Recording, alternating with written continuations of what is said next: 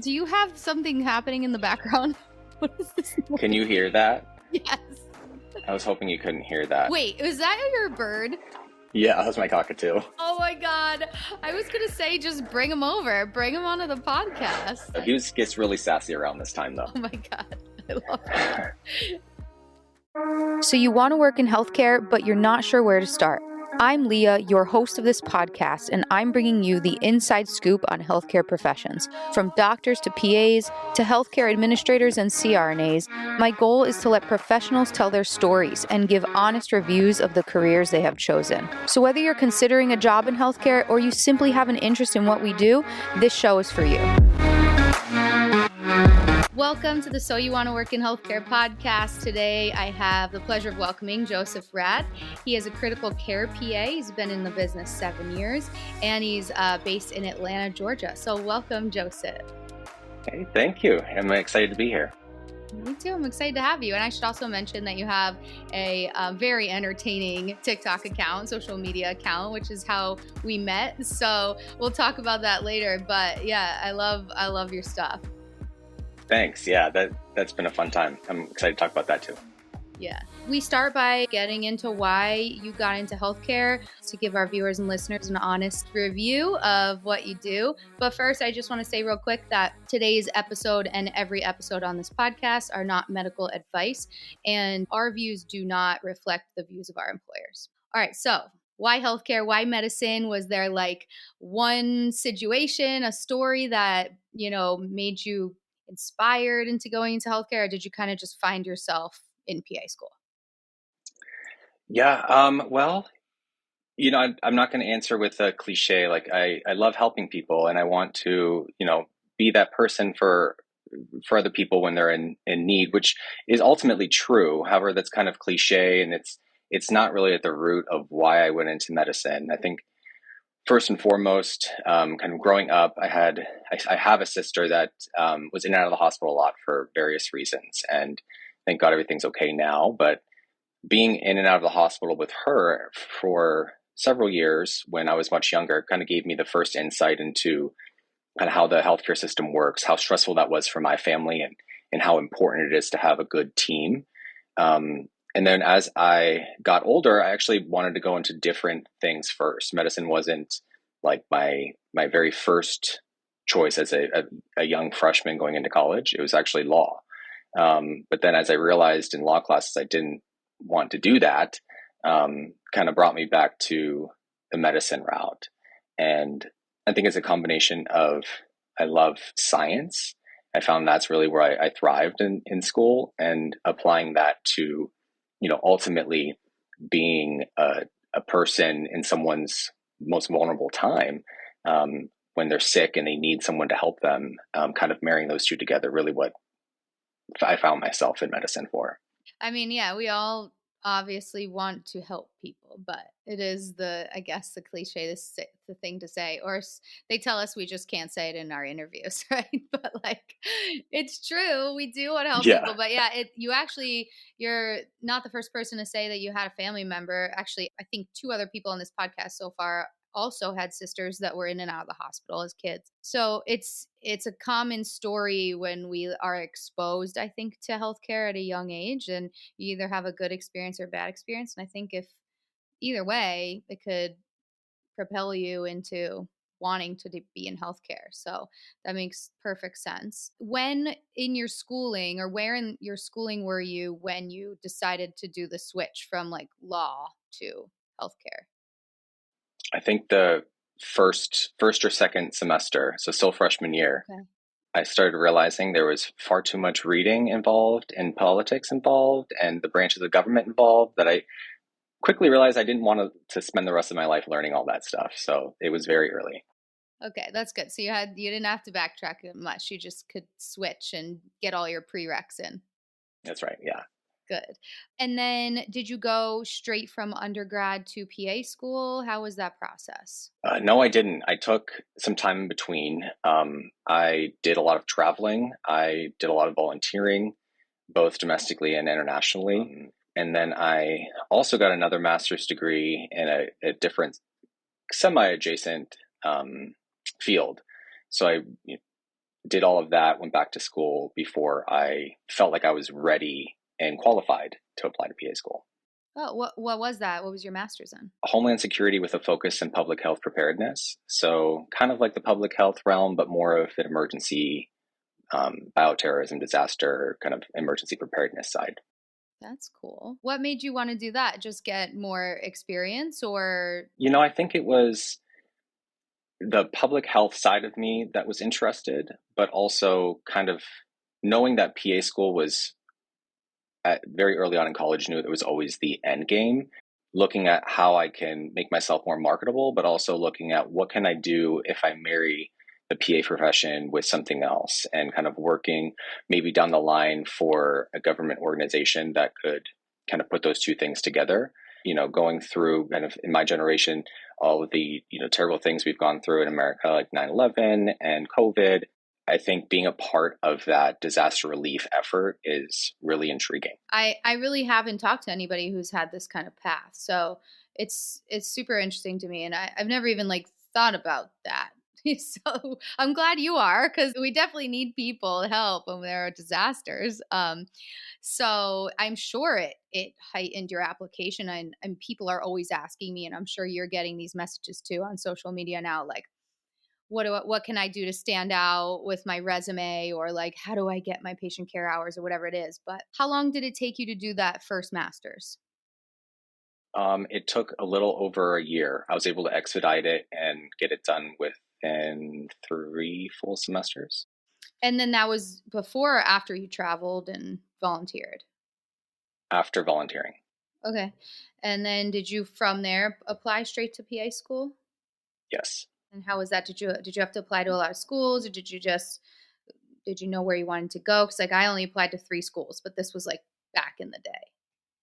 Yeah. I applied to, I think, 7, and I didn't actually get in my first time. Oh wow, okay. And yeah, so I don't even think I got an interview the first time. Really? Yeah, it was kind of a struggle in the beginning. And looking on paper, I felt like I was a pretty strong candidate. I had above average grades. I had different kind of curricular activities. I had a lot of healthcare experience, but for whatever reason, the cookie kind of crumbled in the way that it did. PA school is very difficult to get into, as you know. So it wasn't until I applied the second cycle and kind of looked at my application, found where the weak spots were, poked some holes in those. I went back and I took a couple of science classes over again that I got like a B minus in, that I went back and upped that back to, a more competitive grade. And I think did a couple different, and I took another job in like the healthcare field. So it was strengthening my application. And that is what a lot of people looked at and said, I see you applied last year and I see what you applied this year. And I compared the two and I see you did the work to improve yourself. So they took the time to tell me like that was the one of the biggest factors that impressed them the most.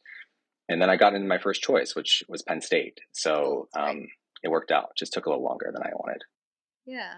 Wow. Yeah. I mean, sorry for assuming, but like with that other masters and your experience, I would just have assumed they would have all wanted you right away. But like, it is so random how this works. I've talked to people who had what I thought was stronger than applications than I had. So, and they had a harder time getting in, but it might just be the year. It might just be that, particular program, but um, side note, I spoke to Savannah from the PA platform, and she actually told me recently that you could, if you don't get in, and this is for people applying to PA school who are maybe having a hard time. If you don't get in, you can actually call the program and ask where your CV was lacking or where your application was lacking, and most of them will tell you. So I thought that was cool. I never even thought that would be an option, but it's awesome that you were like, okay, this is just a little roadblock. Like you went back and you fixed what you needed to fix, and you got in the next time. It's cool. Yeah, I knew that there was really no other opportunity or any other option for me. So it just had to make it work. Yeah, exactly. How was Penn State?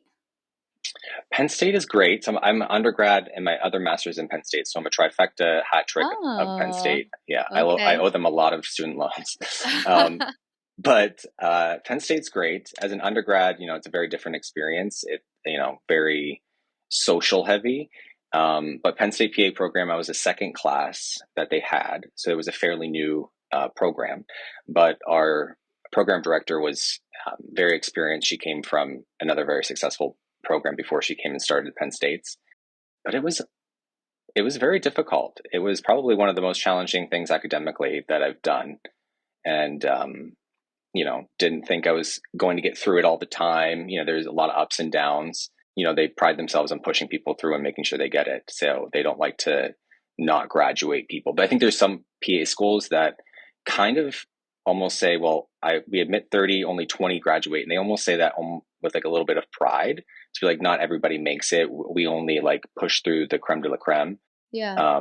which always scared me because I was like, I don't want to start this and not go through. But our program director was very much like, no, if we think you can get in, we're going to do everything we can to make sure that you graduate.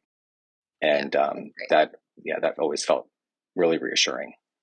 Yeah. I went to Pace and they were the same way, like they did everything they could to keep somebody in the program and make Yeah. sure that they were going to pass. And I think we had a pretty big class. I think it was like 50 or 55 and we only lost one. I mean, we didn't lose. It feels sounds like they passed away.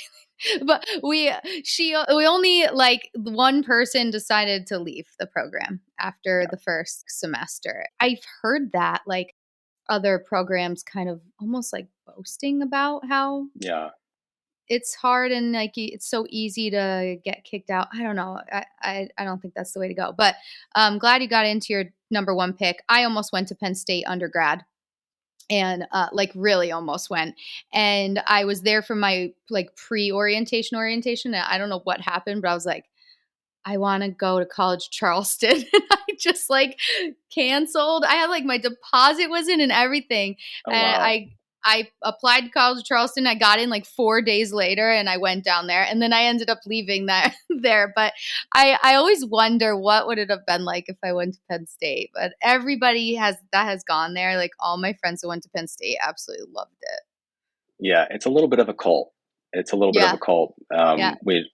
There's a Penn Stater everywhere you go. It doesn't matter For if sure. it's in the US or across the country, somebody's wearing something Penn State and you hear, Yeah. we are. So it's Yep. a good sense of community. I will admit, I did not know they had a PA program. So thank you for teaching me that. How long ago was that? I started in 2015. So the first year must have been 2014. Wow. Okay. Yeah. So it is fairly new. And it's a 2-year program? That's right. Yeah. Okay. 24 months. And then after PA school, did you start working right away? Yeah. I took my first job in Oregon in critical care. Oh, And so I moved completely across the country. how come Yeah. Oregon? Like, tell me about that. You know, I'm not entirely too sure why. I mean, I don't have children or, a partner at the time, so I didn't have any reason not to go explore the world. And I always had like a interest and I felt like a calling to the Pacific Northwest. It's a beautiful place. And I just happened to start looking for jobs out there and I found the one that I took and it seemed like a great gig. It was a great gig. And I just said, if not now, when and why not? So I moved. Cool. Ah, I love that. That first job was in what field? Critical care Critical care. So you've been in critical care your whole career so far? the entire time. Is that what you wanted to do from the beginning? Like, did you know that, or is it something that you found out during your rotations? Like, what made you want to go into critical care? I found out I liked critical care in my very last rotation. I was going into PA school with EMS, ER tech background. So I was like gung ho ED. I was definitely that guy that was like, oh, he's going to go into ED. And I did my extra rotation in emergency room. I was networking, already looking for jobs before the end of school in the emergency room. I thought there was no other place for me, but I did a CT surgery rotation as my final elective, which was my very last rotation. The surgery part I enjoyed, but it was very long. started to get kind of boring, especially as a student. But the ICU part of it really piqued my interest. And it wasn't until then that I was like, I never really thought of this before. But let's look into it. And the more I looked into it and networked in that field, I was like, I think I want to do it. And especially because I was definitely more naive in that area where I was kind of felt like I didn't know that. It kind of scared me, made me want to do it more. Put an ABG in front of me before I would have ran the other way. And now it's like, no big deal. So whenever that happens where I feel scared of something, I feel like I Uh-huh. have to do it. So Yeah. that's, I think, kind of what switched me last minute. Oh God, ABGs, you just like gave me a real crazy flashback. I was so bad at them. I Ugh, know. they were so hard. I still don't think I could do one like an ABG, but I admit I'm in ortho, so Yeah. we're So like why the would you? Yeah. like Dr. Calendine said, we're the dumb guys of healthcare. So, but no, it's really commendable what you do and how you just kind of went right into that. I definitely would have been scared, but it's so cool that you see it as like a challenge rather than run the other way. Yeah. Yeah. Now I still work in the ICU, but I am in charge of people's onboarding. So I give them a very nice kind of walk in the park entry into critical care.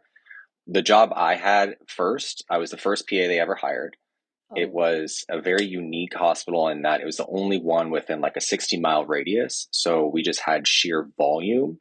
And as a result, our community hospital was very high functioning. But it was just me and the physician, the ICU attending overnight. And we had a total of up to 48 ICU beds. oh So my it God. was wild. It was my first job, his first like real taste of it. So I was like, this is Yeah. normal. And they gave me 5 days of training, and it was on day shift. And they gave me Five the days? pager 5 days. They gave me the pager at night and said, try to find the answer before you call me. So I was quite literally like pushed right into the deep end on in a pool of fire. Fortunately, I was able to figure it out. And I know that people that have come after me have realized very quickly that it was not a sustainable job and had left. So I feel like people kind of almost have to sometimes come to that sink or swim where you either are going to do it or you're not. And it's either for you or it's not. And that may probably made me fall in love with critical care even more.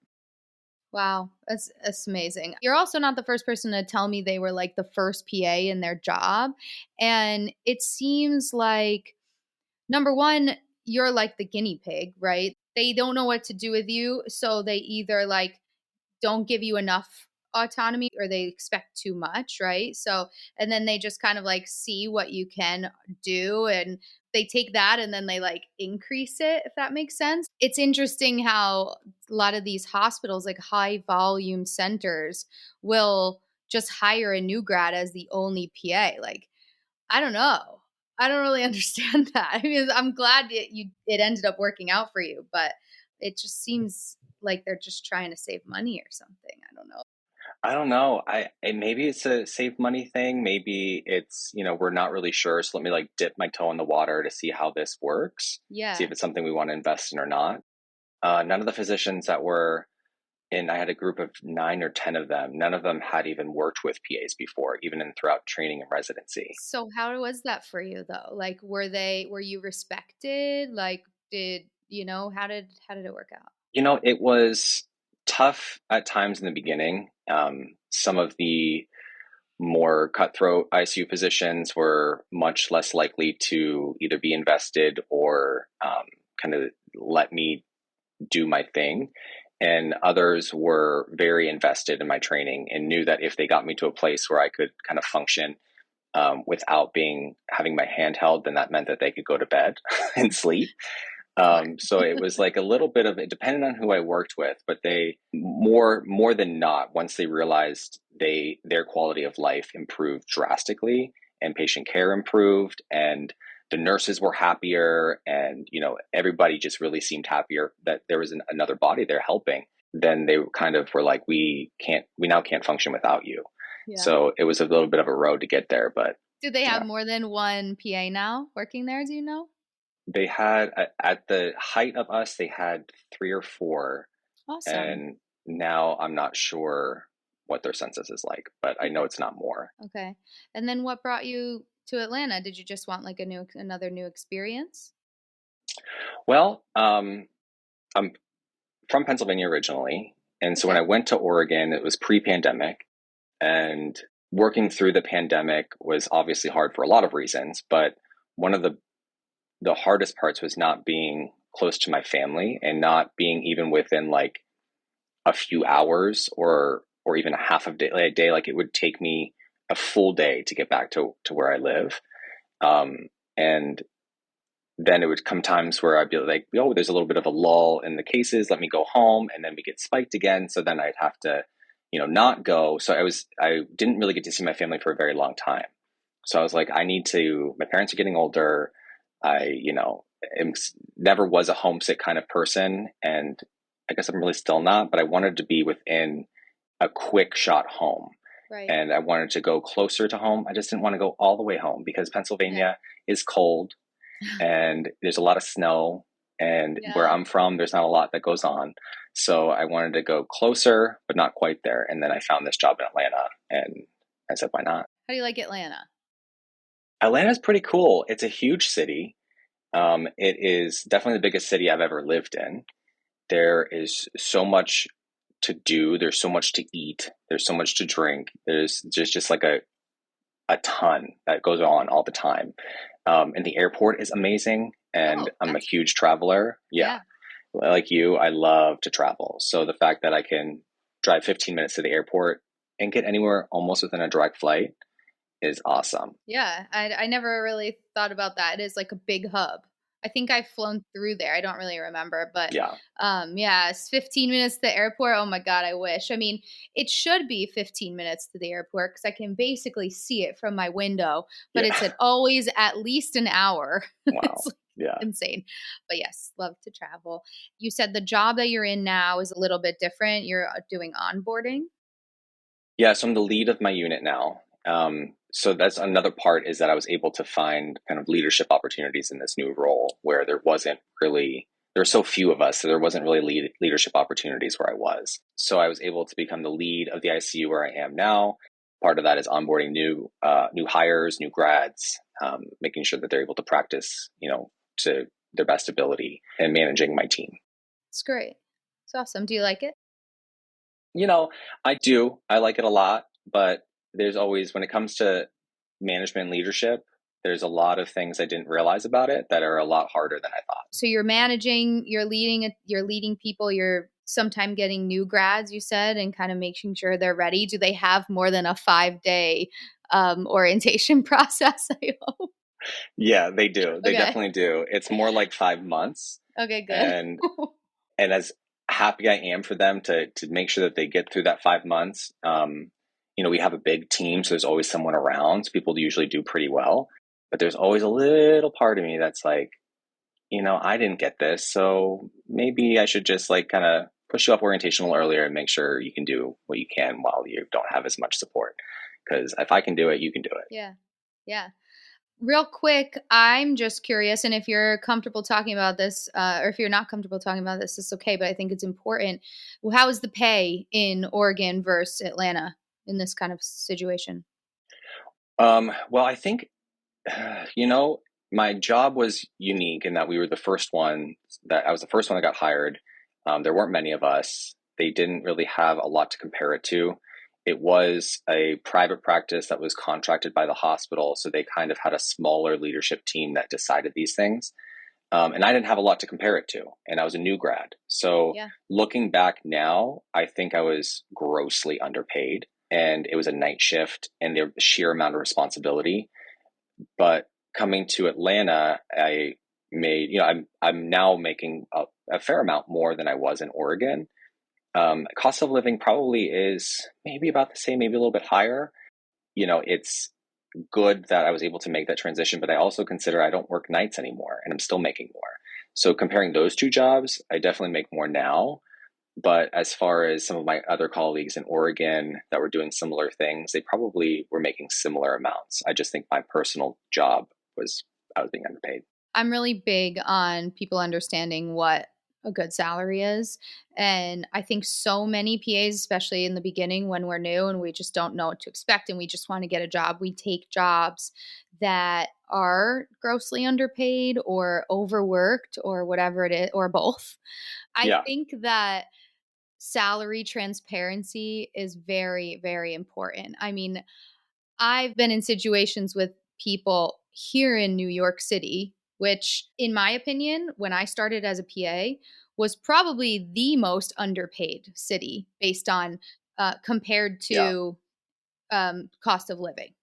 Like my roommate from PA school got hired straight out of school in the ED in Michigan and was making a little bit more than I was making in my first job as a PA. So things have changed. It has gotten a lot better. But like I'm real big on like knowing the statistics, like know what the average is, ask around, talk to your friends. Like it is not illegal to talk salary. Your hospital may try to tell you that, but it is not illegal to talk salary. So that was my little tangent. I need to put that out there. What do you think is like the hardest part of working in the ICU? Because you're in the thick of it. You went through COVID in the ICU. Like I cannot even imagine what you went through. But is it understaffing? Is it, you know, lack of support? I don't know. What is it? I think it's probably a culmination of those things, and really anything you can think of can make the ICU difficult. The pandemic really, I think, broke us as a healthcare system, and it broke us as ICU providers in a lot of ways. Tons of nurses I know have stepped away from the bedside to different roles. Different physicians and APPs that I've met have done the same thing. So staffing is certainly an issue, and it's probably going to be an issue for a long time. The resources and support, of course, is going to vary from place to place, but that's always something that we struggle with because there's always a million reasons why you can or cannot have something. The logistics are always going to be there that make it difficult. I think, however, when it comes to answering the question, what is the hardest part of working in the ICU? I think it's not necessarily like the acuity. It's not the death and dying rate. It's not the family conversations. It's actually the times where we have to prolong life without a good means to an end, and keeping people physically alive longer than what maybe they should be. And doing what's right by family members, or doing what's right by the patient's wishes, knowing that people like us have seen this 100 times over. It's not going to end well. And Yeah. using life support has like the variations of life support that exist now are incredible. Right. Yeah. From just not even ventilators, but ECMOs and different assist devices keep people alive for so long. And there's a line there. There's a line between keeping them along because the end of this looks like recovery, and then there's a different path where we're keeping them along and there is no hope for recovery. And the way we can do that is wild. And the ways that we can do that is honestly, sometimes, if you take a step back and look at it, almost a little morbid. And being able to keep people like with a heart rate and a blood pressure does not necessarily mean they're alive, and does not necessarily mean they have a good quality of life. But who defines what a good quality of life is? So it's kind of like this constant inner dialogue, constant inner struggle to, do what's right by the people that you are taking care of and their loved ones, and kind of struggling with how you feel about that. Yeah, I can't imagine. It's not something I ever have to experience like in my field. So it's very foreign to me, and I commend you for doing it because I'm sure it takes like a whole other level of like emotional intelligence too, It's just I don't know. I can't imagine being in that position. So, thank you for what you do. That being said, could you give our viewers and listeners, maybe somebody who's going to PA school now, wants to become a PA, or even who wants to become a physician in the ICU, one piece of advice that you can give somebody trying to get to where you are now? I think I would say make sure you take the time to do your research. make sure you actually know what you're getting yourself into. And that research can be shadowing, it can be talking to multiple people, seeing things firsthand, really understanding what it is that happens on a day to day, what's the good, what's the bad, what's the ugly, um, and trying to really fully grasp what that looks like and how you would react to it as a person.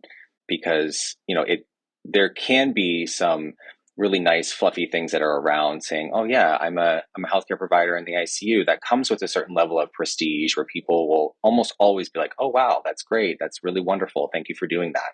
But that is really just mere words as far as what can actually affect you and what can actually drive you to keep going or halt you in your path. So really understanding what the ins and outs are before going into whether that's PA school, physician school, nursing school, ICU, whatever it is, like really understand. Don't just say it looks nice on paper and go for it. Like Yeah. really do your research. Yeah, totally agree. Couldn't agree more. Actually, I think you really don't know what it is until you're in it. And like you could say that for probably any experience or profession, but I thought I wanted to go into like general surgery or actually cardiac surgery. And I was so set on it. And then I wasn't able to get a rotation in it. So I never actually did get to experience it, but my rotation in orthopedics was so much fun. I immediately was like, "Oh, this is what I actually want. Like this is what I Yeah. want to do." And you really don't know till you get there. And I think a lot of us do change. Like it was your last rotation, and then now it's your career, and you didn't. I think a lot of people end up on that path where you kind of like think you have an idea, but you really don't know until you experience Right. it firsthand. Yeah. Yeah. It's So like that old TV shadowing. show. What? Remember that old MTV show? It was like you think you know, but you have no idea. Yeah, This yeah. is the story of Jennifer This is Lopez. Or yeah, yeah. what wait, Yeah. what show was that? It was, I can't remember. what the heck? No, I know the show. It was Behind the Music. Behind the Music? Yeah, yeah. Yeah, I think so. I think so. Right? Yeah, something like that. Yeah. So good. Now, what do you love most about your job and what do you hate about it? So let's start with what you love about being an ICU physician assistant. Yeah, I think what I love about doing what I do is the kind of critical like care, the critical thinking side, which really makes my mind just think in ways that I feel like are growing my intellectual ability and being able to think through really difficult cases. And then as far as I love that, I love the procedural aspect just as much. And I'm sure you can understand that being in surgery, using your hands, doing the procedures we do in the ICU, which are central lines, arterial lines, intubations, chest tubes, LPs, all of those things really excite me. I really like to be able to accomplish that task and do it well. So I think kind of the merriment of those two things really keep me going. And the things I don't really love so much, apart from what we were talking about earlier with like the kind of death and dying part of the ICU and what that looks like for each patient. The other part that is kind of a bit of a struggle for me is, and this kind of lends itself to the PA profession in general, is that I would say 90% of my colleagues respect us as APPs just like anybody else in the healthcare team. But there are always going to be people in the healthcare field, in my opinion and experience, that are going to be a little bit backhanded, that are going to be a little bit not as respectful to us because we're PAs. Yeah. I think as generational turnover happens, that's a lot less. But I think there's always going to be a little bit of the I want to talk to your attending instead of you kind of mentality, which is fine. That's okay. That they're there, they're allowed to do that. I don't need to have these conversations all the time. But just kind of that feeling that people sometimes give us in the ICU, which is like you're, not who I want to talk to. When most of the time, I am the one you want to talk to. Yeah. So Exactly. that's just kind of the things I don't really love about it. Yeah, I think we all deal with that. But it is cool that you get to use your brain in critical ways and you get to be hands-on because I'm a very hands-on person so in my job. So that would I definitely fulfill me, I think. If I could get over the scariness of being in the ICU. But I love what you're saying. I love what you do. Tell me about your social media agenda. Did you just get on like TikTok to provide some comical relief like I did? Or are you kind of like out there to spread the word about being a PA? Like what is your goal here? I started my TikTok. Actually, I was kind of anti TikTok in the beginning, and I Yeah. was more of like Instagram. I It's just kind of how it was. And the TikTok, I was like, Mhm. that's not for me. That's not for my generation. But in the middle of the pandemic, when you really only have like your cell phone, I was like, you know what? Let me just kind of see what this is all about. And Yeah. it's so easy to get down the hole in TikTok and kind of get consumed by it. And I was one of those people that got consumed by it. And then I was like, let Yeah. me try making some videos. And it was fun. It was creative. It was a way for me to kind of have a fun, creative outlet that I wasn't getting in the middle of the pandemic from like other personal interactions. Yeah. And then as Wait, I I need to stop continued, you. Oh, what is do you have something happening in the background? What is this can noise? you hear that? Yes.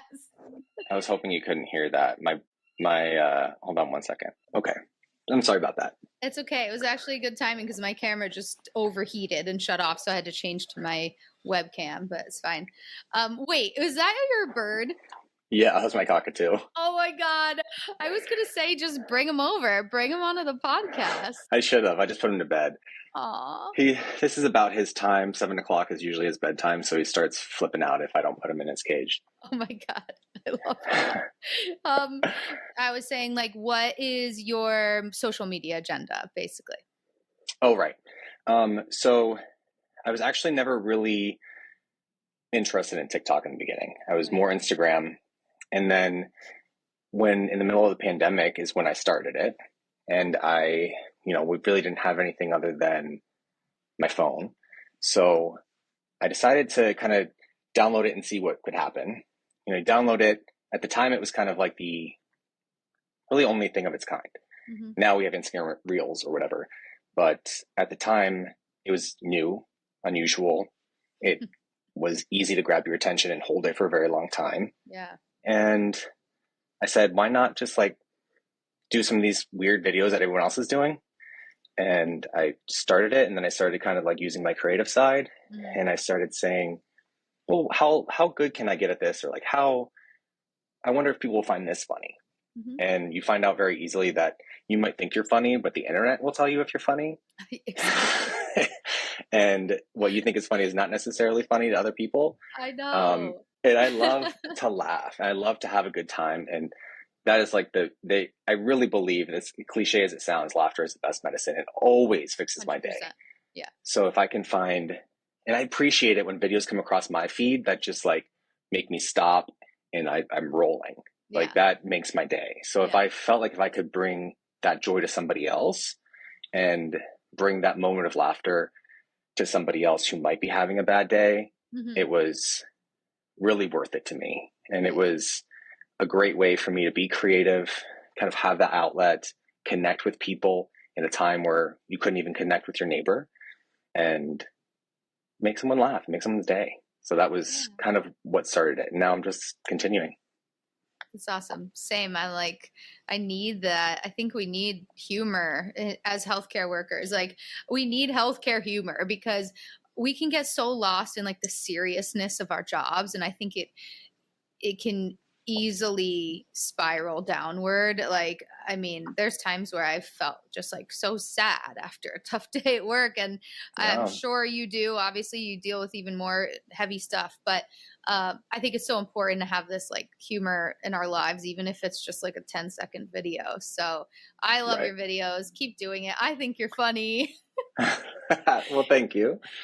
It's so weird though. And it's so hard because like, I'll do a video that I think is like I'm cracking up making this video and it's just like doesn't get much attention.